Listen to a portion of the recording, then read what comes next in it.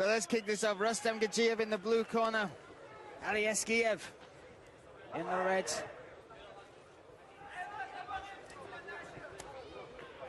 Starts with a low kick there, Gadzhiev.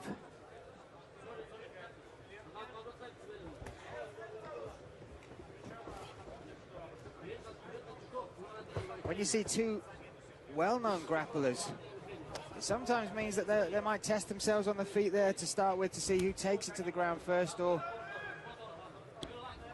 sometimes when guys' primary, their A-game skill sets cancel each other out, it will come down to, okay, well, what's your B-level game? Eskiev stalking him. 5 of his last 7 wins have come by finish. Made his ACB debut at ACB 60 and took out the veteran former ACB and 1FC champion, Igor Svirid. Split decision. Oh, nice.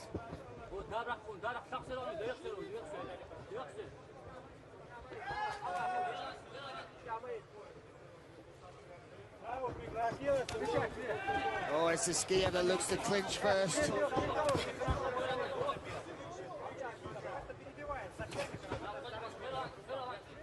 Well, Rustam is doing very good with his footwork. You see how he's not really ever planting and staying right in front. He'll sit there for a second, look, see the angle. If he doesn't like it, he moves out. And that causes Ali to have to reset and find him again.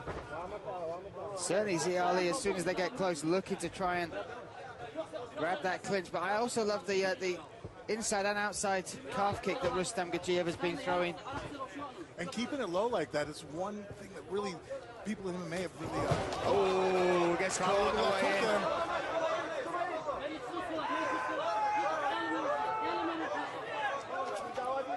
And I like Ali's not overly committed to going for the finish right now. He had Rustam hurt with that stun, but his experience, he knew that it wasn't the fact of having him out yet, and didn't make a mistake. You see a lot of young fighters stun their opponent, and they run in there to go ahead and get the finish. Oh, he's dropped him again. Now he's following him up. There's the run-in. Just as you call it there. The second time he got more excited. That's why he didn't run in the first time. Exactly. That little shot he just took there. A little warning sign. But twice now he's... Yeah, he's moved his head off angle, off the incoming movement of Rustam, and then throws a nice left hook. And Rustam has a nice, his stance is very tall, which is giving him mobility, but it also takes away some of your power. Oh, that's a nice body kick there. We were talking about it earlier, the footwork of Gadzhiev slowed down a little, but also the kicking game. This is more than we've seen him kick in his last 3 fights here at ACB, and picking his targets well, changing them up well as well. And they're becoming a factor that's affecting Ali. You can see right now, switch stancing back and forth, his angles. He doesn't want to get kicked in the legs anymore. That calf kick to the outside, it just starts shutting your leg down. It's hard to go ahead and run somebody over. If we do the roundhouse to the thigh, typically seen like a Muay Thai type of movement, it's easier to sit down, eat those, and throw a punch or totally for a takedown. But when the kick is coming below the knee at the calf area, inside or outside, it just disrupts your balance and just cramps your leg up.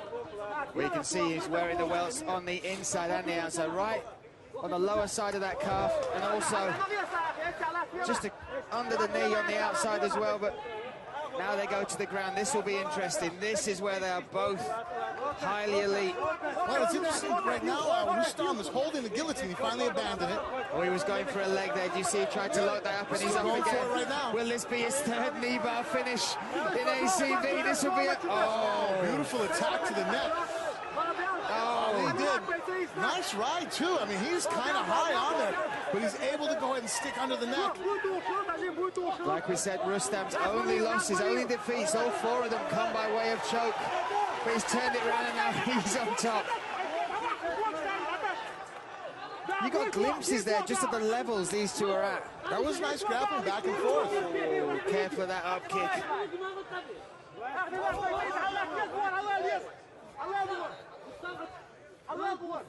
Using the butterfly hook there, Ali is to keep him from being able to flatten him back out. 10 seconds left in this round.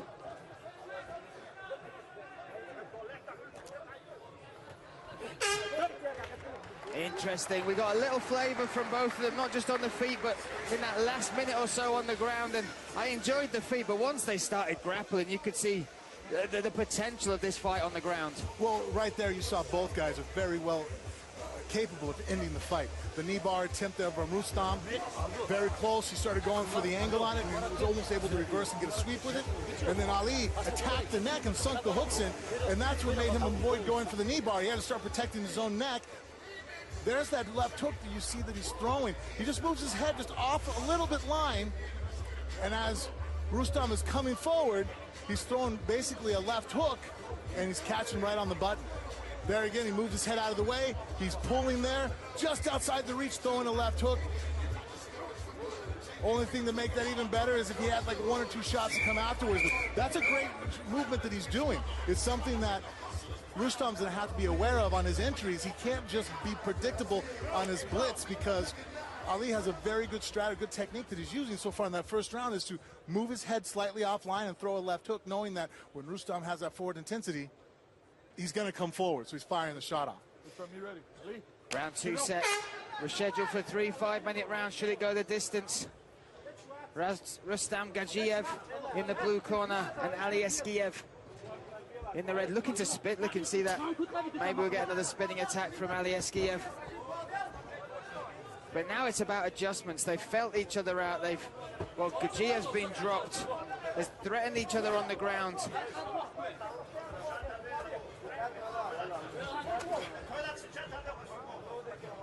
And both grapplers showing evolution in their striking. We've talked about Gadzhiev and his movement and his kicks, but you pointed out Ali Eskiev, just those little marks, that pull on the punch to open up that counter. Here comes, is he gonna throw? Oh. Looked like he was setting up a lateral drop, decided to go back the other way. It was a little bit of a foot sweep. You're gonna see that his wrestling background, his clinch work, he's way more comfortable. He's bringing his hips in. Closing that distance. Right now he has a wizard, and it almost looks like Rustam would have the advantage because he has double underhooks. He has the hands connected, but because of the hip motion security in the wrestling. Oh, and Rustam rolling for a knee bar yet again. Nice reverse. Now here's the problem. Now is it? Oh. Rustam has to off-balance him. He is. If he can off-balance him with that foot attack, then he's going to take right there. Now his arm's stuck there, and he might eat some leather. This is the gamble you're playing right now. See how he's off-settling, trying to throw Ali off balance? But if he doesn't, he's basically going to have his arms stuck around the legs, and Ali's going to be in a position to punch him very hard. But look at how intent Rustam Gadzhiev is to separate that limb, despite the risk, despite taking damage. And now it's switching it up. Using that Kimura almost to roll for the leg as well. He used that first as a setup. He was standing up, but then when halfway, he rolled for the knee bar. And one thing that Ali's doing is kind of helping him out is he keeps hooking the legs. He's sitting with what they call, like in the U.S., an Iowa ride. And it's a good way to hold someone down in the referee or when they're in turtle, but also, too, by stepping and enveloping over that ankle, you're giving them the knee bar attempt. Oh, there we go. Nice trap. Now riding him well, peppering him with shots during this. Rustam, great submission attempts, but as far as positional grappling, Ali Eskiev definitely has an advantage here. But Rustam is going for that move and again and again. And when you see that, you can understand why maybe he's been choked out so many times, because that will open up his back if it fails, and that could open up the choke. Oh, that's a big shot as well. He's flattened out here. Oh.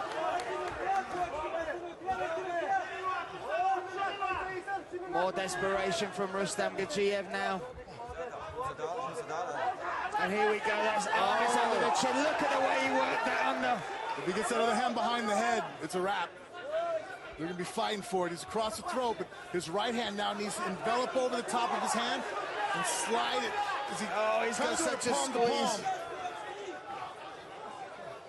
Gadzhiev fighting, but this might be it. This could be it. Not a great angle, I have to be honest with you. Rustam could survive this. He's not going to pass out. It's not comfortable. There he goes. Yeah, he's just able to finish it, but Now the angle's improving. Oh, look at that. Now he's right under the chin, but he's hand fighting, and now he's going palm to palm. This could be it. If Ali can put his ear down he's there. tapped. He's tapped. Look at that. Ali Eskiev in the battle of the grapplers. Fought off knee bar after knee bar. Waited for the position. Loaded up with shots. Took the neck. And then worked it slowly, inch by inch, to get that finish. I really like when he sinks the hooks in. He's a very strong leg rider. When he threw the legs in, kept great position, was stuck to his back, to Rustam's back like glue. A couple times in there where Rustam was doing the right thing. You know, he's grabbing the ankle, pulling the hook out, trying to slide out, and just wasn't enough to get away from it. And here he was able to get under the chin and wrap it. And it wasn't the most secure of chokes, but for what it, because of Rustam battling, it didn't give Ali the perfect angle, but it was about 90% there, and he was able to make up for the rest with good, hard tenacity and determination. See the disappointment there from Rustam Gadzhiev. Such an interesting puzzle, but Ali Eskiev had the answers tonight.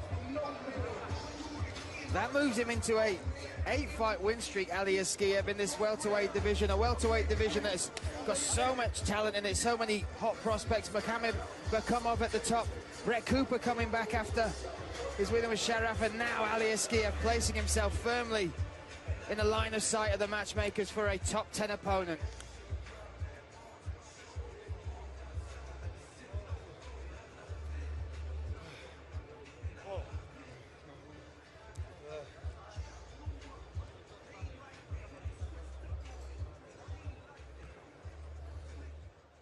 Ladies and gentlemen, Big John McCarthy stops the fight at 3:48 of round number 2. Your winner by tap out to the rear naked choke, Ali Eskiev.